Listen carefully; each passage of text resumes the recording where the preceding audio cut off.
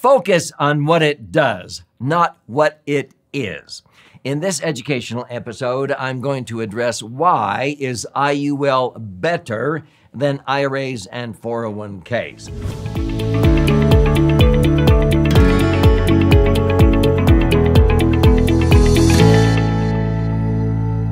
So I'm going to ask you, what are some uses for baking soda? Most people blurt out, well, you can soak in the tub. It takes the odor out of the refrigerator. Men say, oh, I clean my car battery terminals with it. Yeah. And then somebody goes, oh, it's good for baking. Yeah, the obvious.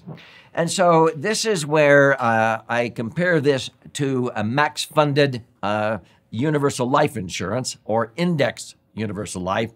Don't focus on what it is. So many people get hung up on, well, it's life insurance. I don't need any more life insurance. And I show them all of the benefits when I reposition money, assets, and I show the accumulation tax-free.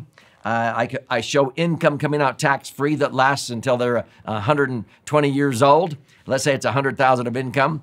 In order to have that same income after tax out of an IRA or 401k or a mutual fund, they would crash and burn. They would run out of money at age 78, age 82.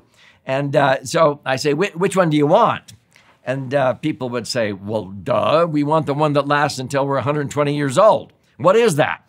I go, it's insurance. Oh, we don't need any insurance. I go, well, don't focus on what it is, focus on what it does. Well, how much does that cost? And I go, that's the wrong question. What does it provide? Well, how much does that cost?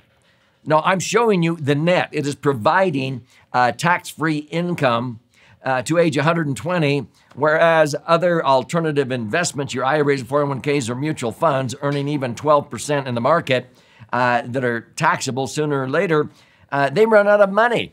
This one lasts longer. Look what it does. Well, what does that cost? I'm saying this is net.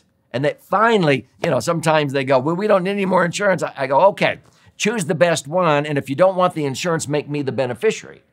And then they finally go, oh, well, no.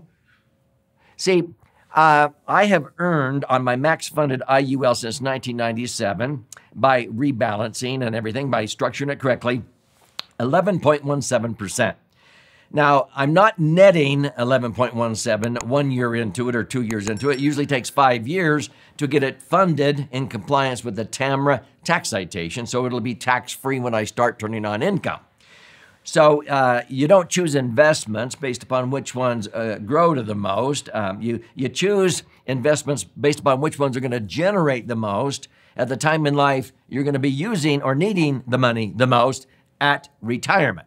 So 15, 20, 25, 30 years down the road, a max-funded IUL, retroactive back to day one, whenever I do calculations, normally my net internal rate of return after all costs, the cost of insurance, are within 1 percentage point of the gross rate of return, meaning if I average 11, which I have, I'm netting 10% cash on cash. People always ask, what do you mean by you earn 11 and net 10? I'm saying the cost of the insurance, all costs associated with the policy, in the 30th year, retroactive back to day one, I earned 11 and I netted 10%. In order to have this much money accumulated tax-free, $1 million, $2 million, $8 million, doesn't matter. In order to have that much money based upon the money I put in and the schedule I put it in, I would have had to have been earning a rate of return of 10.07%.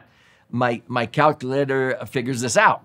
And so 10% tax-free rate of return, meaning the insurance came along for the ride free. Well, nothing's free.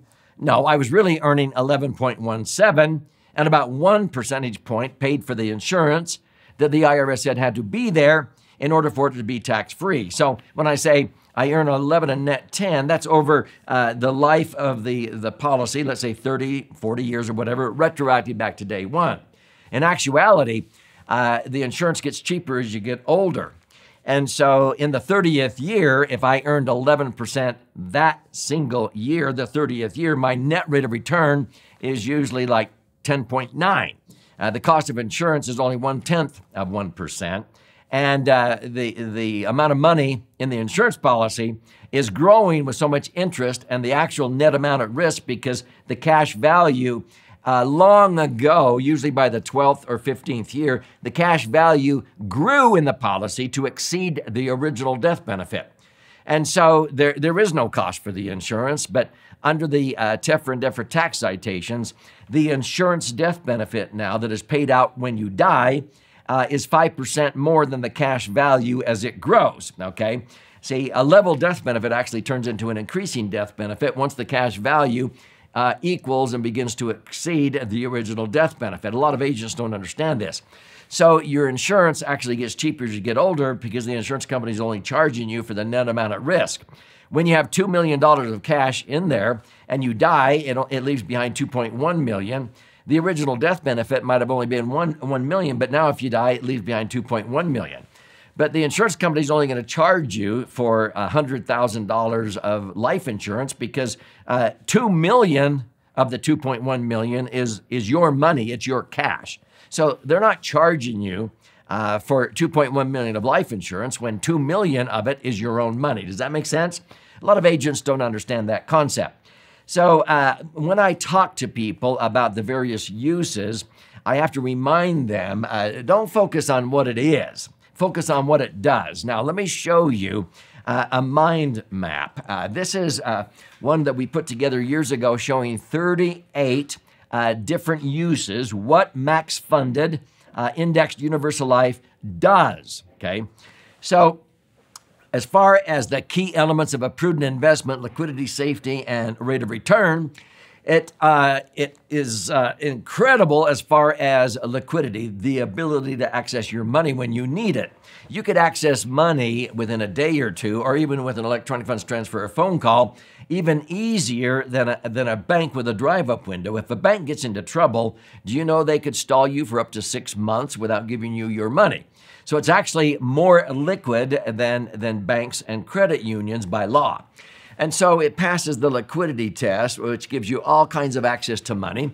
Safety, where we're not only talking about the safety of the institution. These insurance companies are usually rated AA, AAA, which is usually 6 notches higher in safety than a lot of banks and credit unions are rated. And that's why banks will take 30 to 40% of their Tier 1 assets and put it into insurance companies rated 5 or 6 notches higher in safety than they are, and they'll increase the rate of return by 500%. They pay you 1%.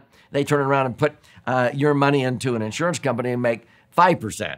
People say that's only 4% higher. No, on $1 million, they're only paying $10,000 in interest to their depositors. They're making $50,000. $50,000 is 5 times or 500% more than $10,000. This is how money works.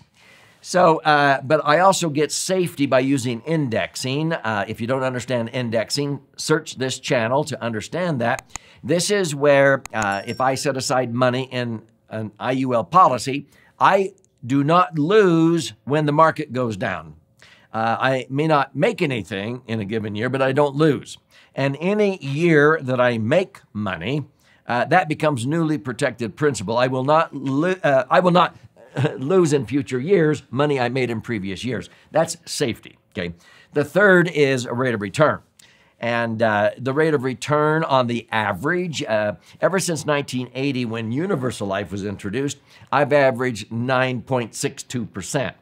Now, if you round that down to 9.6, divided into the rule of 72, your money will double about every 7.5 years. Yes, we've had clients who originally put in 30 years ago $500,000, and that $500,000 doubled to $1 million in 7.5 years, to $2 million in another 7.5 years, and by the end of 15 years. And then to $4 million by the 22.5 year, and then to $8 million by the end of 30 years. Yes, we have clients that have $8 million in their IUL policies that are now generating about $800,000 a year of growth or tax-free income without depleting principal. So this is a rate of return, and that's at 9.6. Indexing was introduced in 1997 when interest rates started to go down. And I have actually averaged 11.17 and netted 10.07. So I've earned an average of 11, netted 10.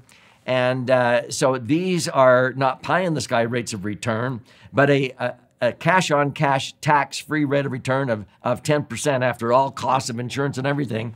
I would have to be earning 15 or 16% in a tax-deferred IRA or 401k to net 10 after tax at the end of the day. So as far as rate of return, it knocks the socks off of traditional accounts like IRAs and 401ks. Now, over here on this side, we have the tax benefits. It's the only vehicle in the Internal Revenue Code that allows you to accumulate your money tax-free under Section 72E. You can access your money anytime. You don't have to wait till you're 59 and a half. Income tax-free under Section 7702. And at the end of the day, when you die, anything left behind blossoms, increases in value, and transfers income tax-free. If I died tomorrow, I'm 70, if I died, every million I would have in my IUL policies would blossom to about double that, to $2 million and transfer tax-free to my spouse, my kids, my grandkids. There's nothing else in the Internal Revenue Code that does that. So you have tax benefits, you have legal advantages. Do you know a max-funded IUL policy is next to impossible to penetrate in lawsuits, especially if you structure it correctly. And if you protect your assets, as most asset protection attorneys will advise you to do, by setting up, LLCs or corporations to build a firewall of protection, and then maybe even putting some of those in an Alaska trust.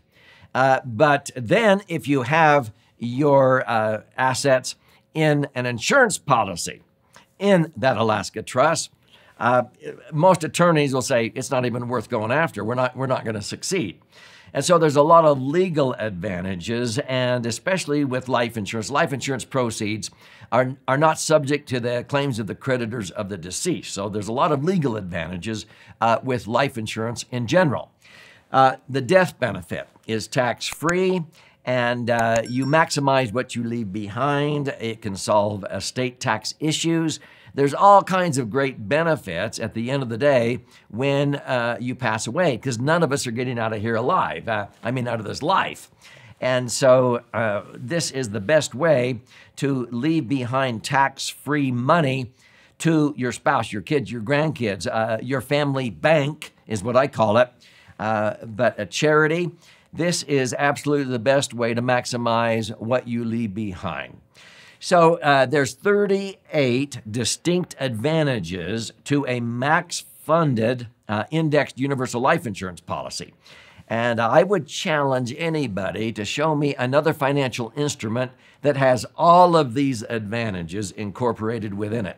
So if you want to learn more about what max-funded IUL can do for you, I would suggest that you start by studying this book. This is my 11th book. It's been flying off of our warehouse shelves. It's called The Laser Fund, How to Diversify and Create the Foundation for a Tax-Free Retirement. This is actually 2 books in one. It's 300 pages. It retails for $20 on Amazon. I'll gift you a copy, okay? Now, 200 pages is this side, this white side. There's 14 chapters with all kinds of charts and graphs and explanations. If you're more of a right brain learner, you learn by stories, you flip it over to this one. This is about 100 pages, 12 chapters with 62 actual stories of how a max-funded IUL policy can be used for all kinds of financial goals. If you want to use your whole brain, then you can read both of these books, okay? And so you simply go to LaserFund, LASERfund.com, or click on the link below. You contribute a nominal amount towards the shipping and handling. I'll cover the rest of that cost, and I'll fire out a hard copy to you. When you're in there claiming your free copy, there's also options there to listen and learn, watch and learn. Also check out the educational webinars we teach on a weekly basis. They're free. You can even schedule an appointment with an IUL professional to talk about and see some illustrations about how a max-funded IUL can be structured correctly for you to optimize assets, and you'll begin to see why it is so much better than traditional accounts like IRAs and 401ks.